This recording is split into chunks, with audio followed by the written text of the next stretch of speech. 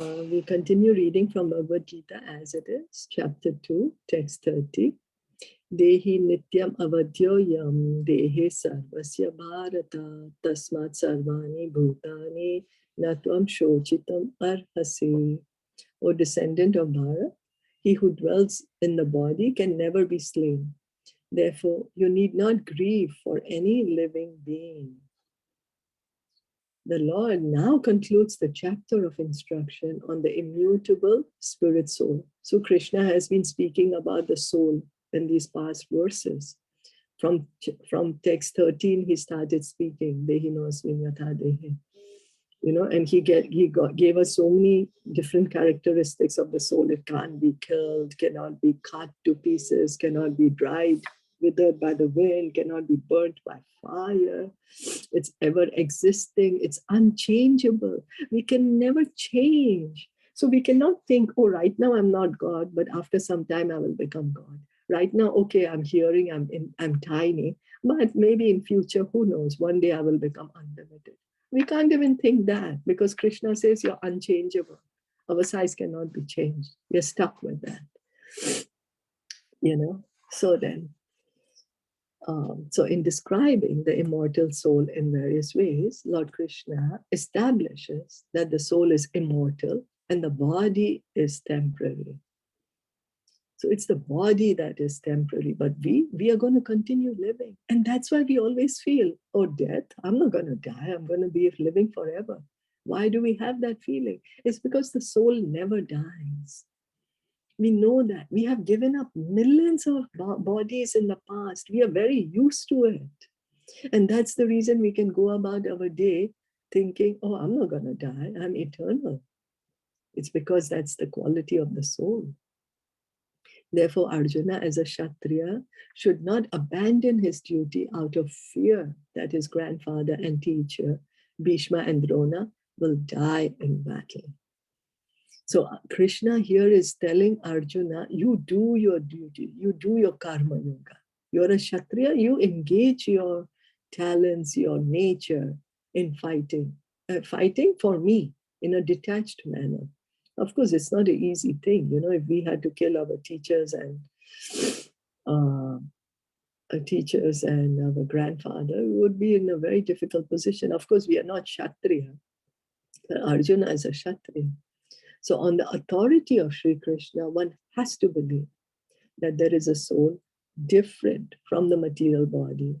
Not that there is no such thing as soul, or that living symptoms develop at a certain stage of material maturity resulting from the interaction of chemicals.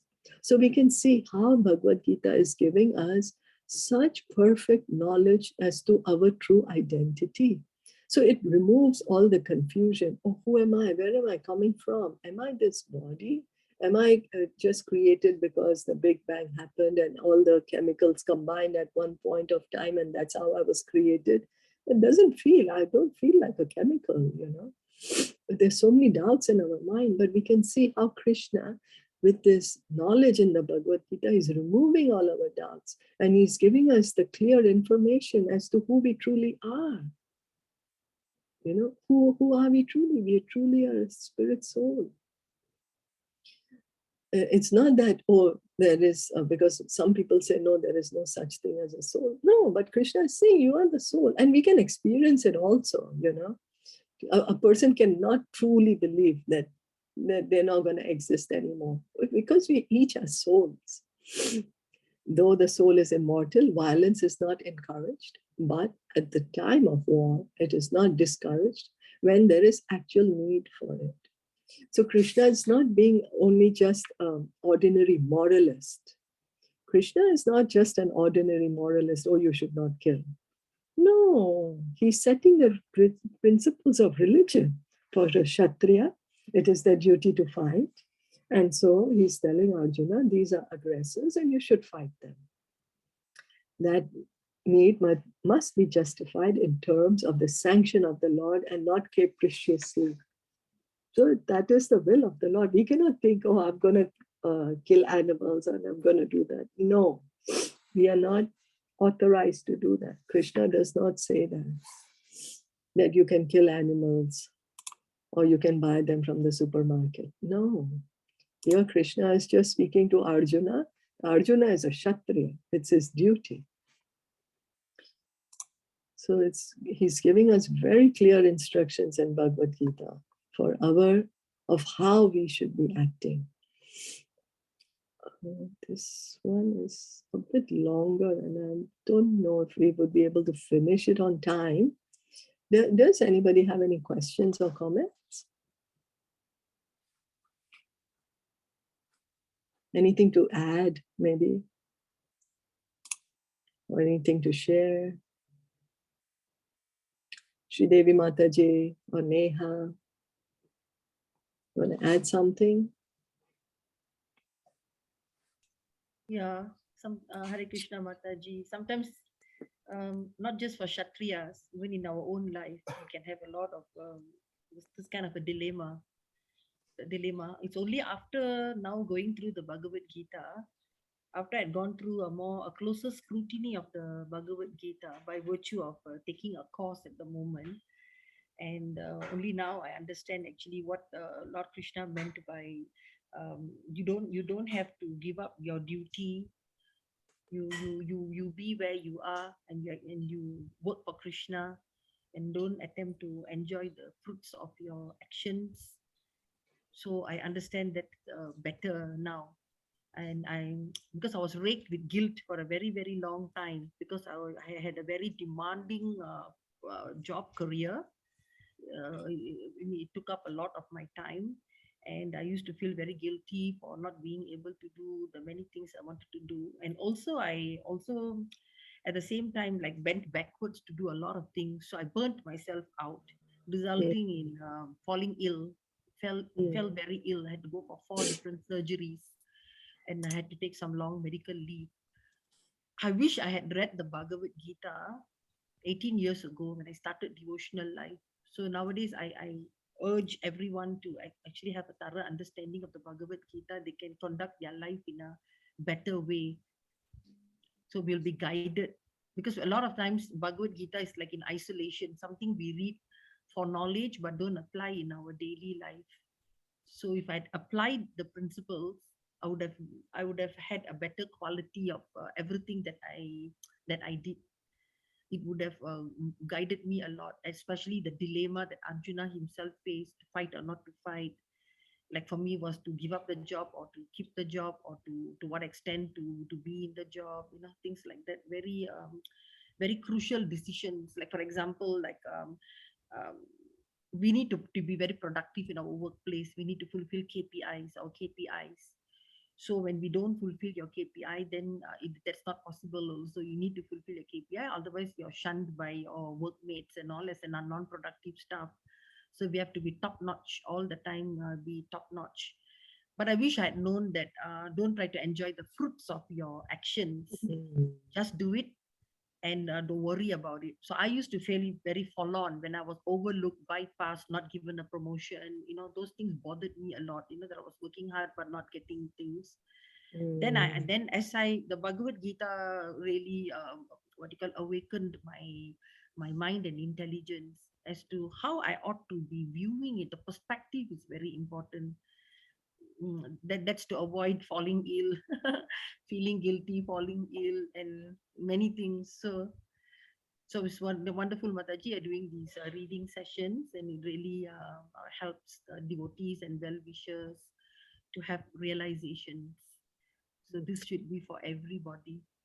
Thank you. Thank you for sharing your experience and your realization. It's true, because Krishna, Bhagavad Gita, Krishna, that's what we are going to read in the next chapter, 3rd chapter. Karma Yoga, you do your duty. It's going to come on later. That we have to do our duty. Why? Because I'm so sorry about this. Okay, because otherwise Krishna says to Arjuna that, okay, now out of weakness, I'm sorry, out of your compassion, you're saying, okay, I'm going to retire, I'll go to the forest. But you're a Kshatriya, your fighting spirit is going to be there always. Somebody will tell you something, you're going to pick up your weapons anyways. So similarly for us, when we when we prematurely give up our work, our nature still exists. So instead, we do not need to fight that nature. Instead, we accept it, recognize it, and then engage it in Krishna service. And that's karma yoga. Because I work myself, I've a career myself. And even I used to go through the same dilemma as you are speaking of.